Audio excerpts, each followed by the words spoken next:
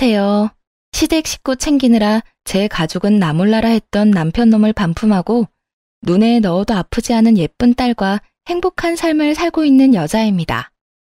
자식까지 있는 상황에서 이혼을 결심하는 데까진 꽤나 긴 시간이 필요했는데요. 오랜 시간 긴 고민 끝에 결정한 이혼은 인생에서 가장 잘한 결정인 것 같아요. 물론 긴 시간 고민한 만큼 겁도 많이 나고 힘들기도 많이 힘들었지만요. 결혼 생활을 돌이켜보면 참 힘든 시간들이었거든요. 양가 집안은 저희를 도와줄 여유 따윈 없었고 그야말로 사랑 하나 가지고 한 결혼이었어요. 그나마 믿을 거라곤 젊음과 남편의 직장뿐이었는데 딸이 3살이 되던 해 남편의 회사가 어려워지며 남편은 결국 권고사직까지 당하게 되었죠. 참 막막했어요. 점점 돈 들어갈 곳은 많아지는데 제 취업은 여의찮았고 아무리 꿈을 꾸고 희망을 가져봐도 까마득한 앞날만이 기다리고 있는 기분이었거든요. 여보, 우리 장사해보는 건 어때? 장사? 갑자기 장사는 무슨? 애도 아직 어린데 장사를 같이 어떻게 해? 그냥 내가 빨리 회사 알아볼게. 요즘 취업이 하늘의 별 따기래. 그러지 말고 우리 조그마한 방 하나 딸린 상가 구해서 거기서 지내면서 식당이라도 하자. 내가 다른 건 몰라도 음식 하나는 잘하잖아. 이중으로 월세 나갈 일도 없고 애도 같이 보면서 할 수 있으니까. 지금보단 더 좋을 것 같은데 어떻게 생각해? 그런가? 듣고 보니 그것도 괜찮은 것 같네. 나 퇴직금 받은 것도 있고 이 집 보증금 빼고 대출 조금만 받으면 어떻게 가게는 얻을 수 있을 것 같긴 하다. 그런데 진짜 힘들 거야. 당신 괜찮겠어?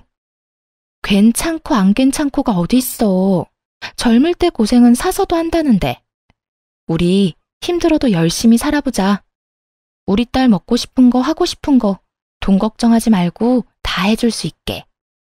그렇게 식당을 차렸고 생각보다 더 힘든 날들의 연속이었어요. 기껏 마련한 재료를 다 버리는 날도 수두룩했고 진상 손님이 오는 날이면 때려치고 싶은 생각도 굴뚝 같았죠. 그런 날들이 쌓이고 쌓여 경험이 되고 점차 단골 손님이 생겨난다 싶더니 입소문이 나더라고요.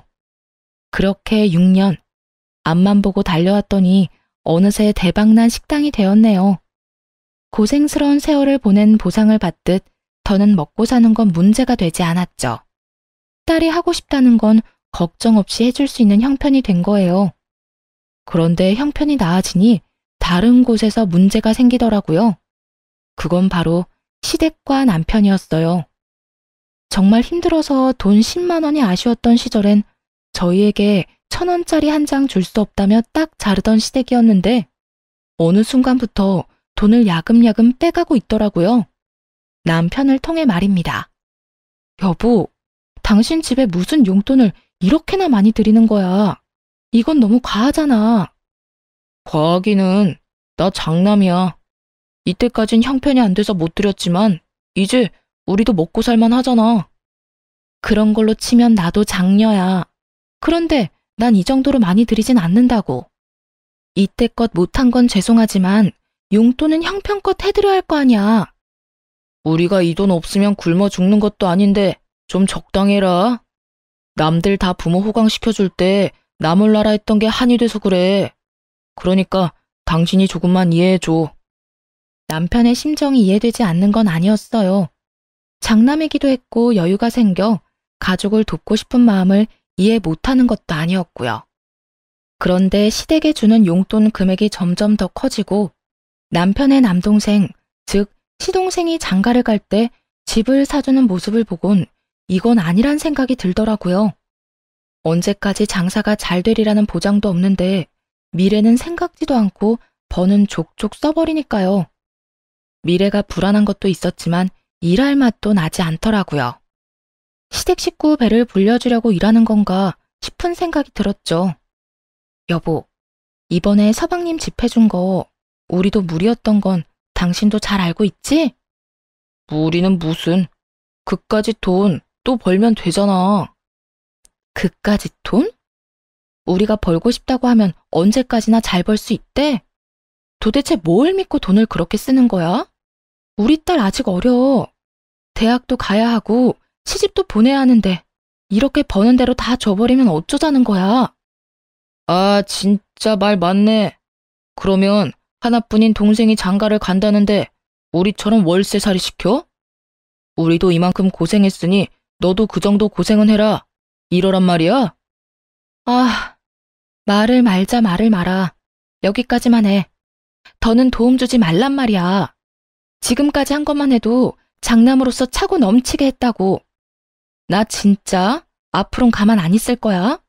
정말 진짜 진심이야. 알겠어? 그래, 알겠어. 아, 알겠다고. 잔소리 좀 그만해. 이젠 결혼할 동생도 더 없다고. 남편은 짜증 가득한 약속을 했고 한동안은 조용했어요. 그러는 와중에 제 여동생이 결혼을 하게 되었고 결혼 선물로 좋은 침대를 사주고 싶더라고요. 어릴 때부터 동생이 좋은 침대를 가지고 싶다고 했었거든요. 그래서 침대를 알아보기 시작했는데 남편이 어떻게 알았는지 화를 내더라고요. 당신 처제 결혼 선물로 침대 사주려고 그래? 왜? 왜? 몰라서 물어? 침대가 얼마나 비싼데 그런 걸 결혼 선물로 한다는 거야? 당신 정신이 있어 없어? 기가 막히더라고요. 본인은 지 동생 결혼 선물로 집 사는 데 쓰라며 거금을 보태준 건 기억에서 아예 지워버린 듯 했죠. 그러고선 뻔뻔스럽게도 고작 침대로 화를 내더군요. 거기에다 그간 남편이 시댁에 쓴 돈이 얼만데 왜 저딴 핀잔을 들어야 하는지도 이해가 되지 않았고요. 당신은 당신 집에 간이고 쓸개도 다 빼주고 다니면서 난 내 동생 결혼 선물로 침대 하나 못 해줘? 아니, 아무리 그래도 침대는 아니지. 그냥 이불이나 좋은 거 사줘. 그러면 되지. 당신이 그렇게 좋은 거 막 해주면 처제도 부담스러워한다고. 말 같지도 않은 소리를 잘도 해대더라고요. 그래서 어떻게 했냐고요? 뭘 어떻게 했겠어요. 대꾸할 가치도 없는 말은 사뿐히 무시하고 가격대가 있는 침대를 선물했죠. 동생이 참 기뻐하더라고요. 그간 식당 일이 바쁠 때마다 와서 동생은 돈 한 푼 받지 않고 돕기도 했고 언니로서 뭐 하나 제대로 해준 것이 없어 마음이 불편했거든요. 동생이 그다지도 기뻐하는 모습을 보니 뿌듯한 기분이었어요. 동생에게 침대를 선물한 사실은 당연히 남편의 귀에도 들어갔고 또 당연하다시피 시댁에서도 알게 됐더라고요. 너 그게 사실이니? 네 동생 결혼하는데 비싼 침대 선물했다는 거. 네, 사실인데 무슨 문제라도 있나요? 무슨 문제? 그걸 몰라서 물어? 침대 비싼 거는 한두 푼도 아닐 텐데 그렇게 굳이 왜 침대를 선물해? 그냥 좋은 이불 세트면 되지. 그렇게 헤프게 낭비하면 돈을 어떻게 모으니? 동생에게 침대를 사준 것으로 둘이 얼마나 긴 토론을 해댔는지 남편의 말과 토씨 하나 틀리지 않고 읊어대는 시모의 말을 듣는데 이대로는 안 되겠다 싶더라고요. 이때껏 돈은 돈대로 쓰면서도 생색 한 번 내지 않았더니 그래서 이토록 당당한가 하는 생각이 들기도 했고요. 어머님, 저 이번에 동생한테 돈 쓴 거 처음이에요. 아범은 사방님 결혼할 때 집 사는데 보태라며 큰돈 턱턱 내놨잖아요. 그것뿐인가요? 시댁에 돈 필요할 때마다 아범한테 받아간 거 다 알고 있어요. 재작년에 이사도 아범이 시켜줬고요. 제가 제 동생한테 고작 침대 하나 사준 게 그리도 싫으시면 환불할게요. 대신 이때껏 아범한테 받아간 거 다 돌려주세요. 그러면 저도 침대 환불하고 동생한테는 이불로 다시 사줄 테니까요. 이렇게까지 강하게 나올 거라 생각하지 못했는지 시모는 조금 당황한 듯 했지만 물러서진 않더라고요. 뭐야? 너 지금 나 협박하니? 협박이라뇨? 정당한 요구인데요. 돈은 아범이나 저나 같은 시간 같은 고생해서 버는데 쓰는 건 아범이랑 시댁에서 다 쓰잖아요. 저희가 돈 못 모은 건 다 시댁 때문이라고요. 시댁이랑 친정이랑 똑같니? 어디 비교할 게 없어서 시댁이랑 친정을 비교하는 거야? 우리 아들이야. 장가가도 우리 집사람이지만 네 동생은 시집 가면 그만인데 돈을 왜 써? 요즘 세상이 어떤 세상인데 그런 말씀을 하세요?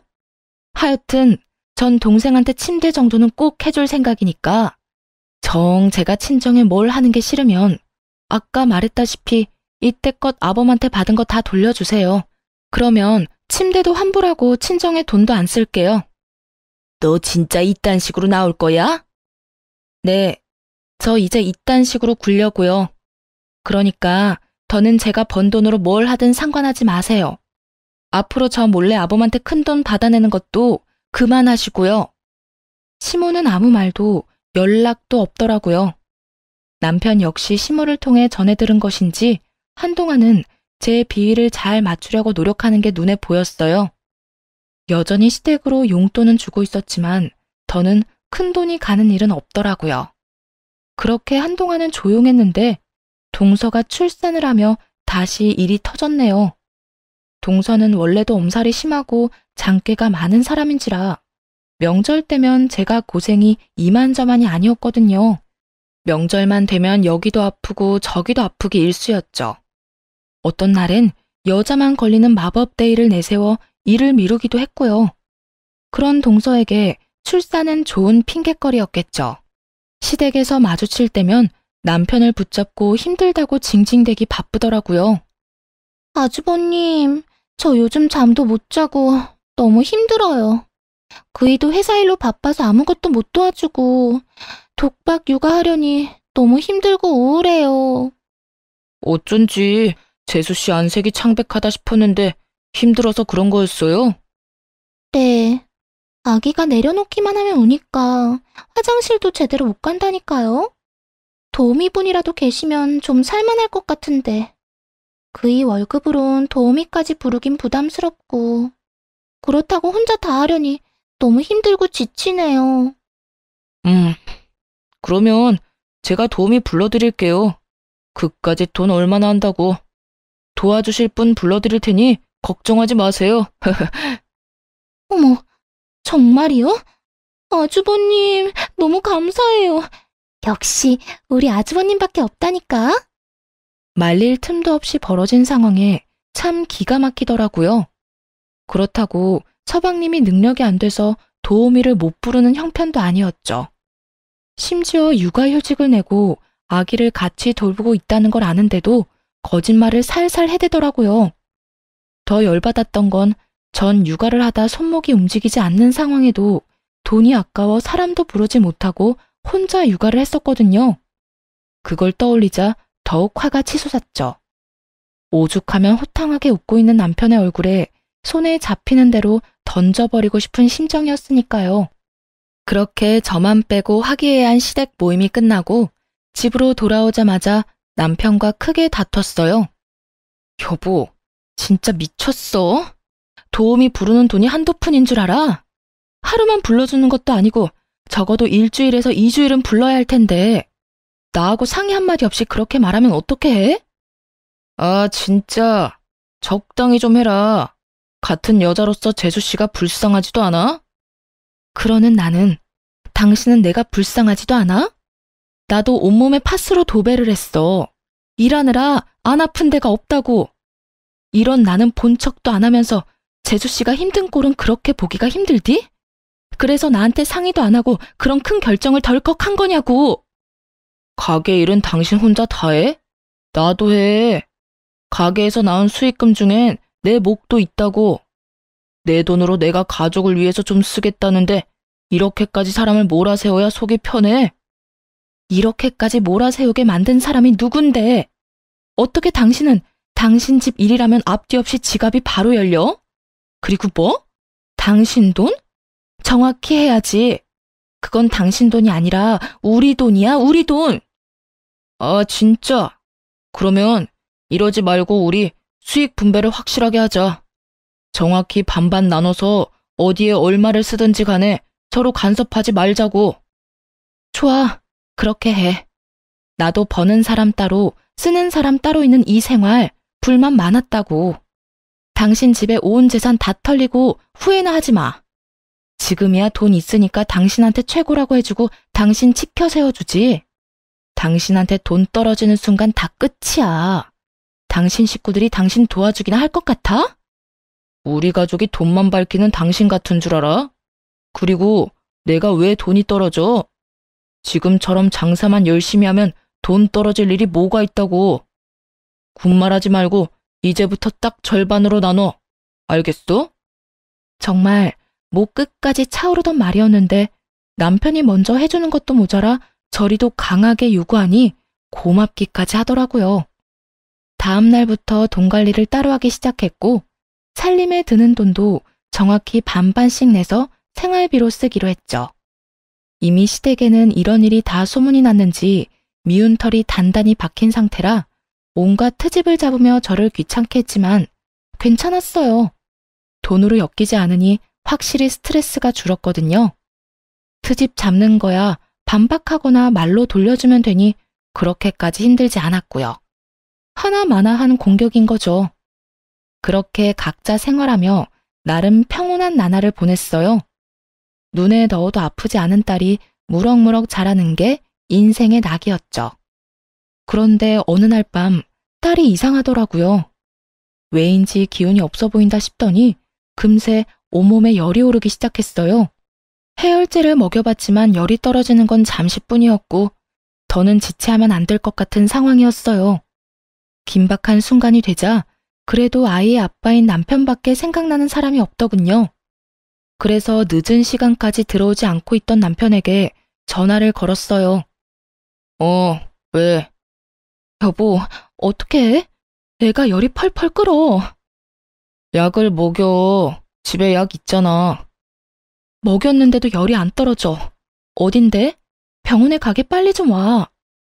나 지금 못 가.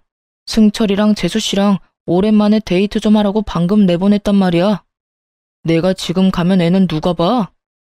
다른 사람도 아닌 딸이 아프다는데 조카를 봐야 하니 못 온다고 태연하게 말하는 남편의 말을 듣는데 기가 막혀 말이 안 나오더라고요.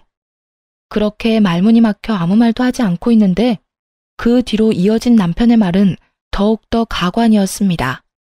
그리고 애가 아프면 119를 불러야지 왜 나한테 전화를 해?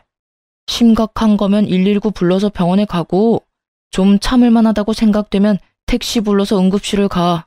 그러면 되잖아. 하여튼 난 바쁘니까 알아서 좀 해. 지금 그걸 말이라고 해? 애가 아파서 애 아빠한테 전화한 게 잘못이야? 아니, 당신 애가 아프다는데 이것보다 더 중요한 일이 세상에 어디 있어? 당신 진짜 애 아빠가 맞긴 해? 내가 틀린 말 했어? 애가 아프면 병원에 가야지. 애 아빠가 간다고 애가 괜찮아져? 별것도 아닌 걸로 사람 귀찮게 좀 하지 마. 별것도 아닌 거? 당신 진짜 그렇게 생각하는 거야? 됐어. 또 시댁 일에 눈 뒤집혀서 정작 지 가족은 눈에도 안 보이는 거겠지. 또 무슨 말을 그렇게 해. 당신도 잘 알 거 아니야. 육아한다고 두 사람 제대로 된 데이트도 못하는 거. 오랜만에 데이트 좀 하라고 내보냈는데 이제 와서 내 애 아프다고 들어오라는 말을 어떻게 해? 하여튼 난 바쁘니까 알아서 해. 딸이 아프다는데 동생네가 데이트를 해야 하니 조카를 봐줘야 해서 정작 지 애한테는 못 온다는 남편. 너무 황당한 말을 들으니 순간적으로 머리가 멍해지더라고요. 이놈이 정말 미쳤나 싶어서 말이죠. 남편은 바쁘다며 전화를 끊어버렸고 결국 전 119를 불러 딸을 데리고 병원으로 갔어요. 다행히 고열은 잡혔지만 화는 서서히 끓어오르기 시작하더군요. 이딴 인간도 남편이라고 계속 믿고 사는 것이 맞는가 하는 생각이 들기도 했고 시간이 지나도 남편이 변할 거란 생각은 들지 않았어요. 이혼한다면 아빠 없이 자랄 딸이 마음에 걸리긴 했지만 이런 아빠라면 굳이 필요하지도 않을 듯 했고요. 무엇보다 딸에게 도움은커녕 상처만 될 것 같기도 했죠. 그렇게 이혼 쪽으로 마음이 기울어진 상태에서 집으로 돌아갔고 집에는 조카를 보느라 많이 지친 남편이 침대에 누워있더라고요. 그 꼴을 보기 싫어 눈을 감고 싶었는데 다음 순간 나온 남편의 말은 정말 온 정이 떨어졌네요. 왔어? 뭐래? 괜찮다지? 적당히 웃음이 섞인 질문. 정이 떨어지는 것은 물론이고 겨우 가라앉힌 화가 다시 확 오르더라고요. 지금 웃음이 나와? 당신이 그러고도 아빠야? 애 걱정은 전혀 안 해? 걱정하면 뭐가 달라져? 그리고 괜찮으니까 집에도 온 거 아니야. 피곤하면 잠을 자. 괜히 나한테 짜증내지 말고 말이야. 내가 지금 피곤해서 당신한테 짜증내는 줄 알아? 당신이 하는 행동이 화가 나서 이러는 거야. 애가 아프다는데 한다는 말이 119를 부르라고? 누군 119 부를 줄 몰라서 당신한테 연락한 줄 아냐고. 그래도 당신이 우리 딸 아빠니까 연락한 거였지. 나도 무섭고 걱정되니까 그런 순간에 당신하고 함께 있고 싶어서 그래서 연락한 거였다고. 그만 좀 해라. 애만 멀쩡하면 된 거지. 별것도 아닌 걸로 성질 좀 내지 마. 우리 딸한텐 당신이 있었고 그때 조카한테 나뿐이었으니까 어쩔 수 없는 상황이었잖아. 가족끼리 서로 돕고 살면 좋은 거지. 언제까지 그렇게 따지고 둘 거야? 입에 발린 말이라도 미안하다. 나도 어쩔 수 없는 상황이었다. 다음부턴 우리 가족을 우선으로 하겠다 등의 말이 나올 줄 알았어요. 조금이라도 미안해하는 기색이었다면 그토록 화가 나진 않았을 텐데요. 남편은 도리어 큰 소리를 내며 저를 예민하고 트집이나 잡는 사람으로 몰아가더군요. 그 순간 분명해졌네요. 이 남자에게 가족은 나와 딸이 아니라 시댁 식구들 뿐이라는 사실을요. 그런 생각이 들고 나자 이혼해야겠다는 확신이 더 분명해졌고 결단을 내렸죠. 일단 저와 딸의 공간에서 남편 놈을 내쫓기로 했어요. 당신은 당신 가족만 챙기니까 문제라는 거야. 결혼하고 당신이 최우선으로 챙겨야 할 가족은 나랑 우리 딸이라고. 시댁이 아니라 우리가 1순위가 되어야지 왜 늘 다른 사람이 1순위야? 난 우리를 2순위로 여기는 가정은 필요 없으니까 계속 그런 식으로 다른 사람부터 챙기려거든. 거기 가서 살아. 여기서 이러고 있지 말고. 뭐? 지금 나보고 나가라는 거야? 나가라면 누가 겁낼 줄 아나? 나도 마주치면 싸우기만 하는 이 집구석 들어오기 싫었다고. 제발 들어와 달라고 연락이나 하지 마. 걱정하지 마. 하늘이 두 쪽이 나도 당신 같은 인간한테 연락하는 일은 없을 테니까. 화를 내더니 그 길로 남편은 집을 나가버렸고 바로 이혼 준비를 하기 시작했죠. 이혼을 준비하며 알아보니 생각보다도 더 많은 돈이 시댁으로 흘러들어갔더라고요. 결혼한 지 2년밖에 되지 않은 동서에게 들어간 돈도 꽤 많았고요.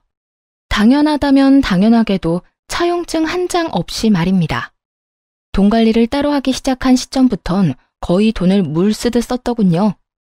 힘들었던 시절은 생각지도 않고 피땀 흘려 번 돈으로 시댁 식구들만 챙기는 남편의 행동은 이혼 사유로 충분했죠. 물론 이혼을 결심하며 딸이 걱정스러운 건 있었어요. 그런데 딸아이 역시 남편에게 실망을 많이 했더라고요.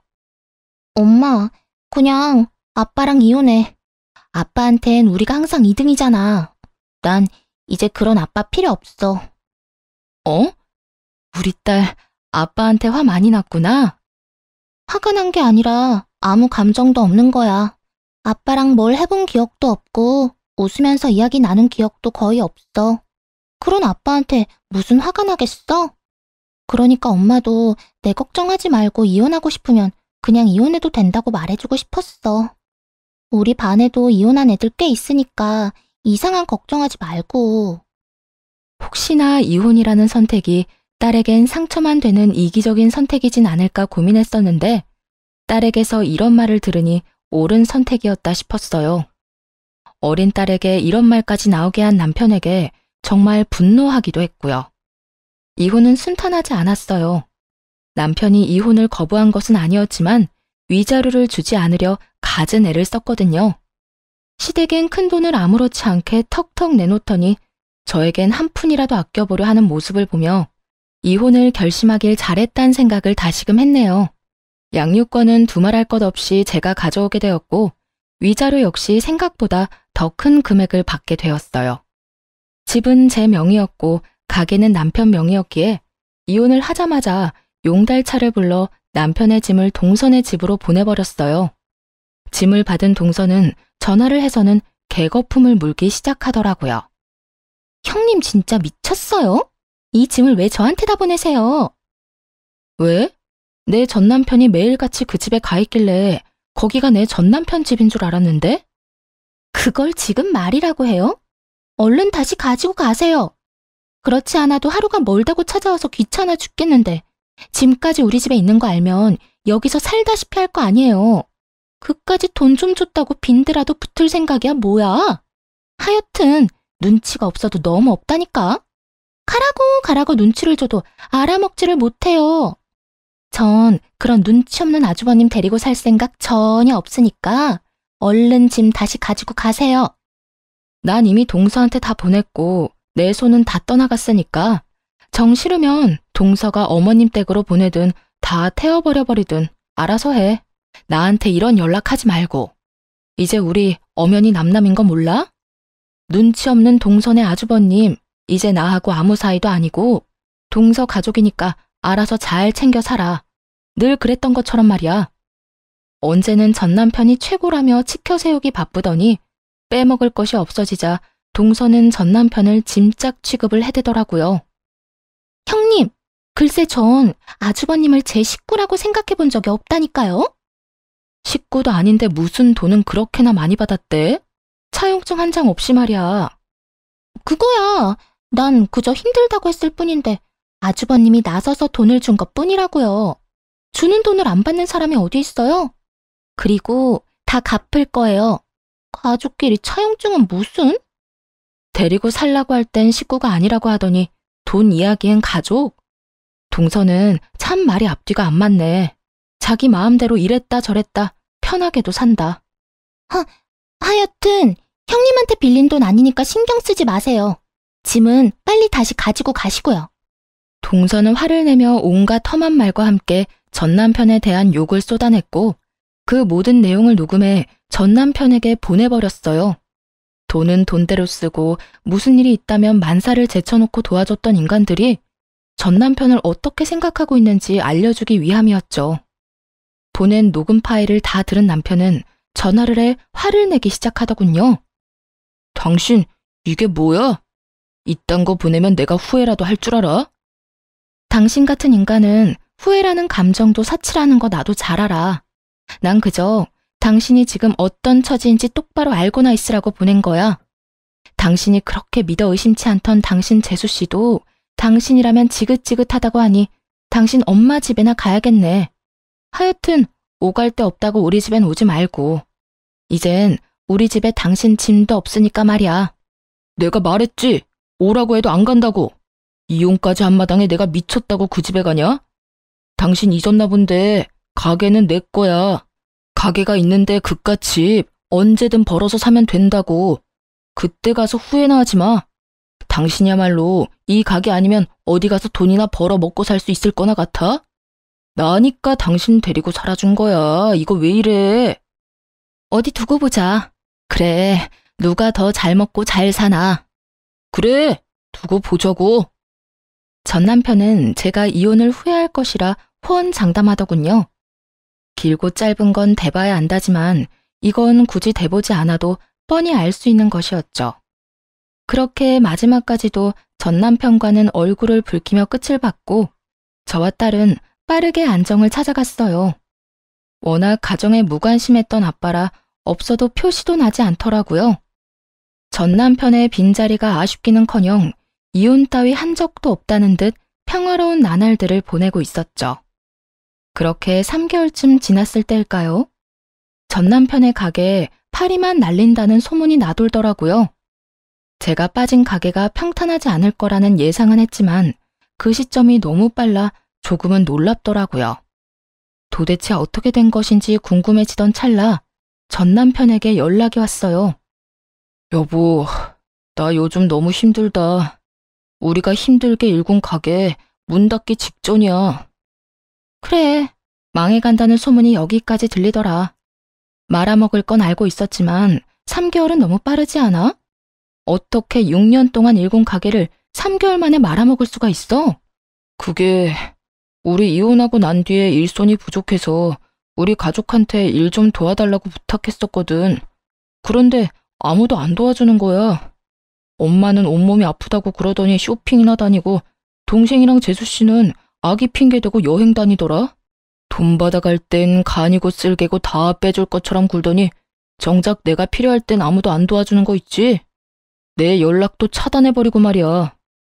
결국엔 직원을 구했는데 그 직원이 식자재 관리를 잘못하는 바람에 손님들 장염 걸리고 식품위생청 신고 들어오고 난리도 아니었어. 들어보니 망해가는 식당의 지름길을 밟고 있더라고요.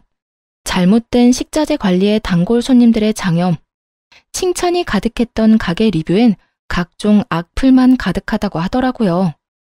음식 맛이 변했다는 것부터 해서 더럽다, 직원들이 불친절하다, 다신 가지 않겠다 등 영업 정지는 물론이고요. 하소연하며 울먹이는 전남편의 말을 듣고 있는데 더 말을 섞고 싶지도 않았네요.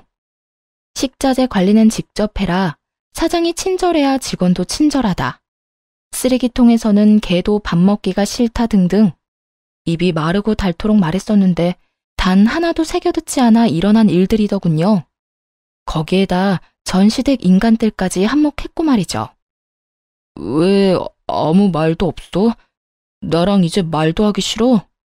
당신 같으면 당신이랑 말 섞고 싶겠어? 그러게, 내가 뭐라고 그랬어?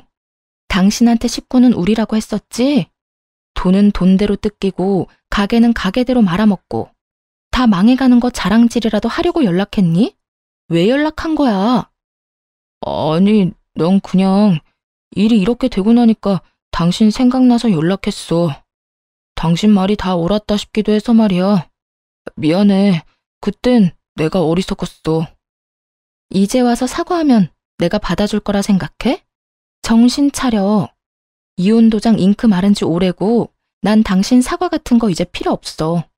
정 나한테 속죄하고 싶으면 다신 연락을 하지 마. 난 그거면 충분하니까. 그렇게 다신 연락도 하지 말라는 말과 함께 전화를 끊어버렸어요. 그 후 결국 가게 문을 닫았다는 소식이 들려오더라고요. 전 시댁 인간들에게 돈을 다 뜯겨버린 전 남편은 직원들 줄 월급도 없어 권리금도 없이 가게를 내놓았다는 이야기도 들을 수 있었고요. 관리만 잘해서 넘겼으면 권리금이 꽤 됐을 텐데 말이에요. 제 젊은 시절을 갈아 넣은 걸 생각하면 서글프긴 했지만 다 자업자득이다 싶으며 속이 다 시원하더군요. 그렇게 다신 소식을 들을 일도 만날 일도 없을 거라 생각했는데 전 남편이 글쎄 딸을 찾아왔더라고요. 전 시댁엔 아무리 도움을 구해봐도 연락조차 되지 않고 그렇다고 저를 찾아오자니 얻는 거 없이 욕만 먹을 것 같았나 보죠. 전 남편이 나름대로 잔머리를 쓴 것이었죠. 딸에게 아빠가 학교 앞으로 찾아왔다는 이야기를 듣고 불이 나게 달려갔더니 거짓골을 한 전 남편이 딸아이를 붙잡고 있더라고요. 우리 딸, 아빠 안 보고 싶었어? 어떻게 아빠한테 연락 한 통이 없어? 아빠 조금 서운하더라.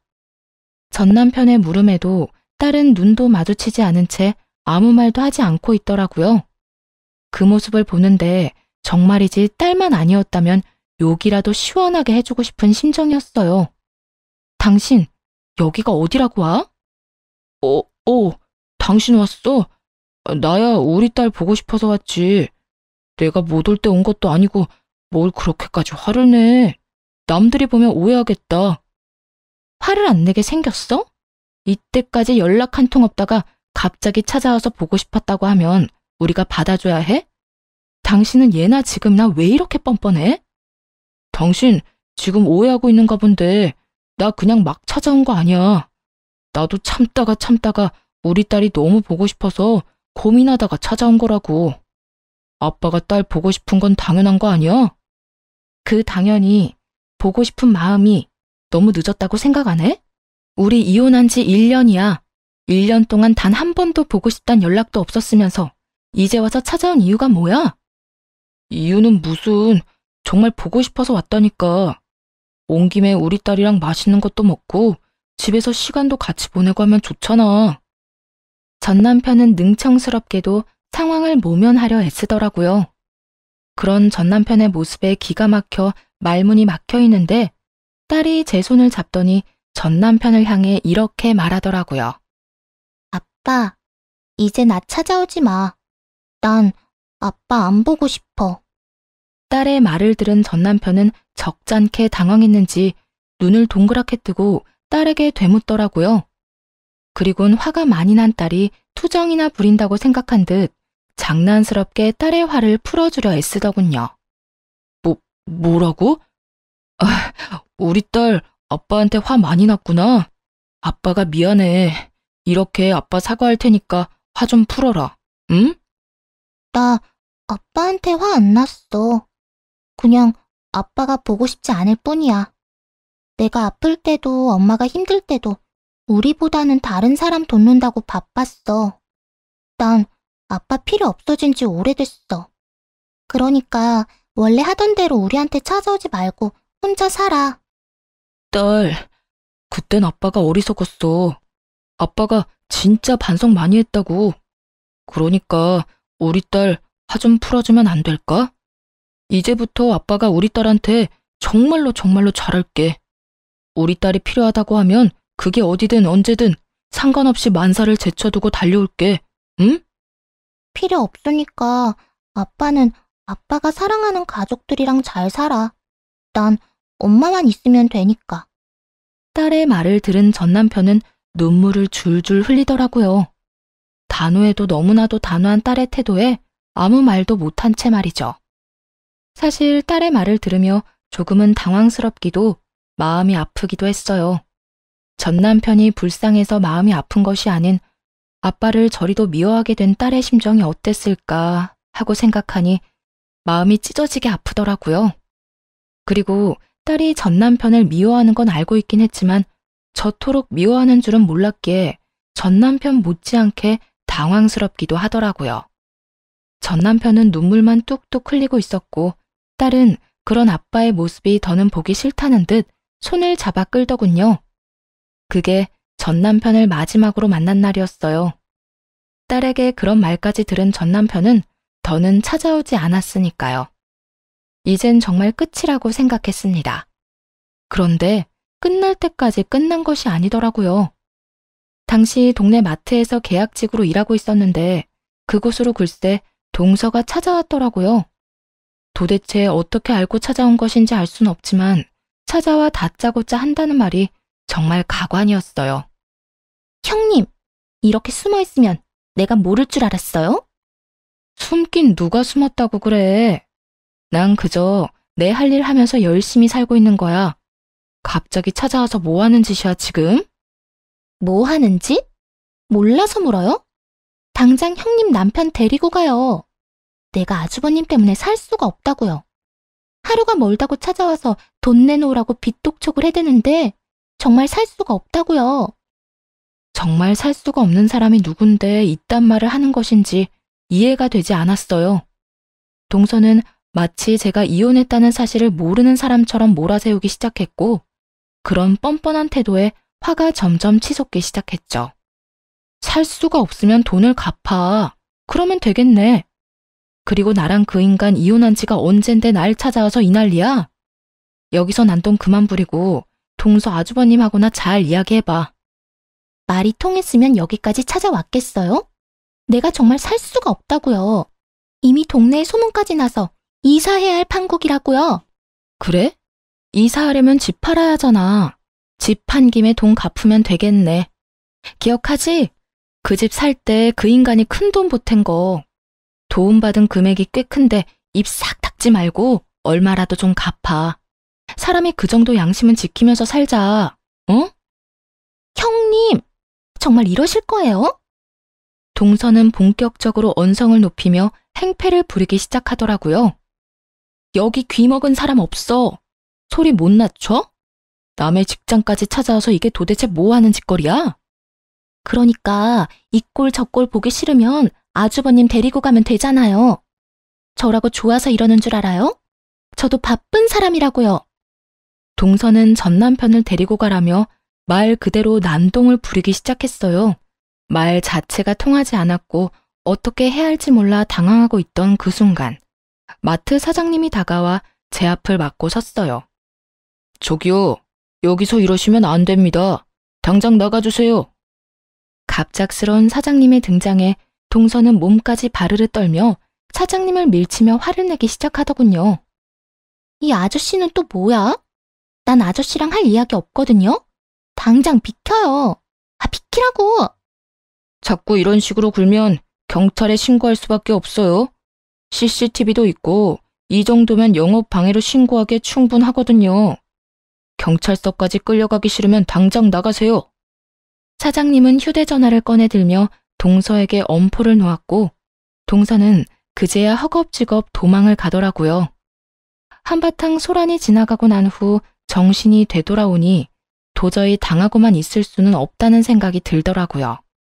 돈을 받았을 때는 언제고 이제 와서 돈 내놓기 싫은 그 심보도 심보였지만 이미 다 끝난 저를 찾아와 난동을 부리는데 도저히 용서할 수가 없었어요. 당시 동서는 회사를 이직한 상태였는데 전 남편에게 숨기고 있다는 사실을 전 알고 있었어요. 눈에는 눈, 이에는 이라고 전 남편에게 연락해 동서가 이직한 회사를 알려주었죠. 입사하는 것이 하늘의 별 따기라던 대기업에 다니고 있다는 사실을요. 전 남편이 회사로 찾아가 돈을 내놓으라고 제대로 난동을 쳤는지 신고를 받고 출동한 경찰에게 잡혀 유치장 신세를 지게 되었다 하더군요. 가족 타령하며 좋다고 붙어먹을 때는 언제고 돈 때문에 서로를 못 잡아먹어 안달이 난 꼴이 참 보기 좋다 생각했네요. 전 남편이 유치장 신세를 지고 있다는 이야기를 듣고 난 후 동서에게서 연락이 왔더라고요. 사람 하나 살리는 셈 치고 좀 도와달라고요. 형님, 저 좀 살려주세요. 제발요. 다짜고짜 이게 무슨 소리야? 사실은 저요, 돈이 없어요. 아주버님 돈을 갚고 싶어도 돈이 없다고요. 말이 되는 소리를 좀 해. 대기업 월급이 얼만데 돈이 없다고 하면 누가 믿어? 그게요, 다 썼어요. 이것저것 좀 사느라. 들어보니 평소에도 사치가 심하던 동서는 전 남편에게 빌린 돈은 물론 월급까지도 물 쓰듯 쓰고 다녔더라고요. 전 남편이 저와 이혼할 것도 가게가 저리 망해버릴 것도 예상하지 못한 채 말이죠. 거기다 전 남편이 찾아와 제대로 회사를 엎어준 덕에 회사까지 잘렸다며 하소연하기 시작하더군요. 거기다 아주버님 때문에 회사까지 잘렸다고요. 이제 정말 돈 나올 구멍이 없어요. 돈이 없으면 없는 거지. 왜 나한테 이 난리를 부리는 거야? 동서 남편 있잖아. 동서 남편한테 말해. 엄한 사람한테 하소연하지 말고. 저희 남편도 요즘 힘들어요. 그래서 말인데 형님이 돈 좀 빌려주시면 안 될까요? 차용증 쓰라고 하면 쓸게요. 저 좀 살려주세요. 제발요. 내 돈으로 내 전 남편 돈을 갚겠다. 이 뜻이네? 동서 진짜 양심도 없구나. 어떻게 나한테 그 돈을 빌려달라고 할 수가 있어? 저도 오죽 급했으면 이러겠어요?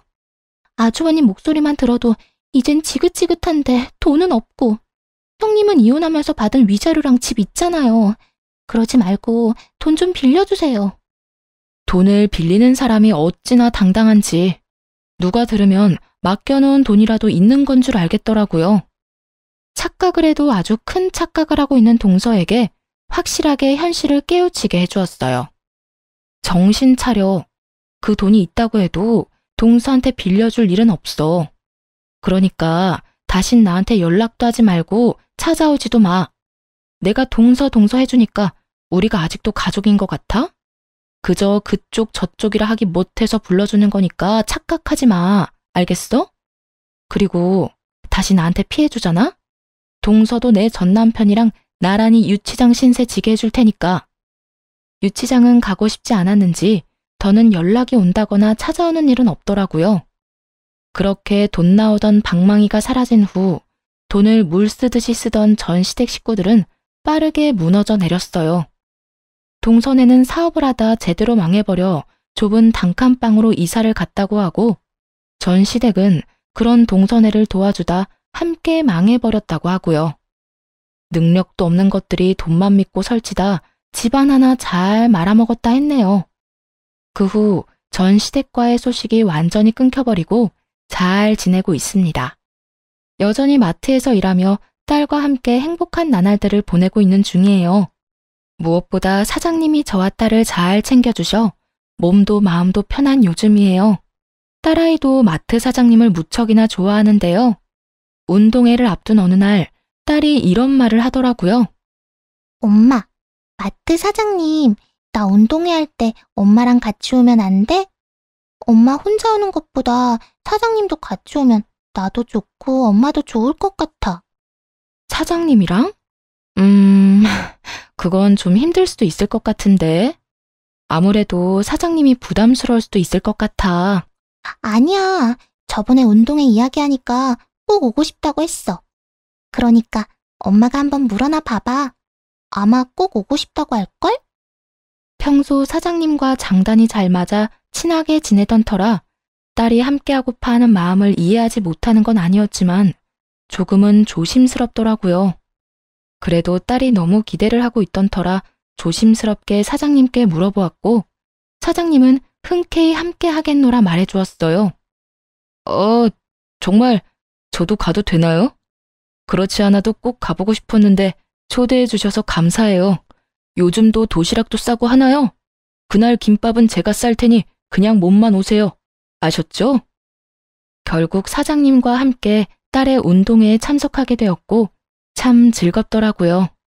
막상 전 남편과는 딸의 학교 행사에 참석해 본 적이 없는데 사장님과 함께 딸과 좋은 시간을 보내고 있으니 가족이 된 기분마저 들었어요. 그렇게 웃고 떠들며 즐거운 시간을 보내던 중 사장님이 이런 말을 하더라고요. 평생 일만 하느라 혼자 늙어 죽을 거라 생각했는데 덕분에 이런 것도 와보고 호강하네요. 아니에요. 사장님 덕분에 저희가 더 즐거운걸요. 우리 딸 저렇게 즐거워하는 거 정말 오랜만이에요. 감사해요. 곤란한 부탁일 수도 있는데 흔쾌히 와주셔서요. 저 진짜 오고 싶었다니까요. 막상 와보니까 오길 정말 잘했다 싶어요. 가족이란 이런 거구나 싶기도 하고 이대로 한 가족이면 정말 좋겠다 싶기도 하고요. 어때요? 이렇게 가족이 되면 정말 행복할 것 같지 않아요? 나만 그래요? 네? 행복할 것 같네요. 순간 너무 당황하여 대충 대답하긴 했지만 되뇌면 되낼수록 혼란스럽더라고요. 이건 고백인가 해서요. 아무래도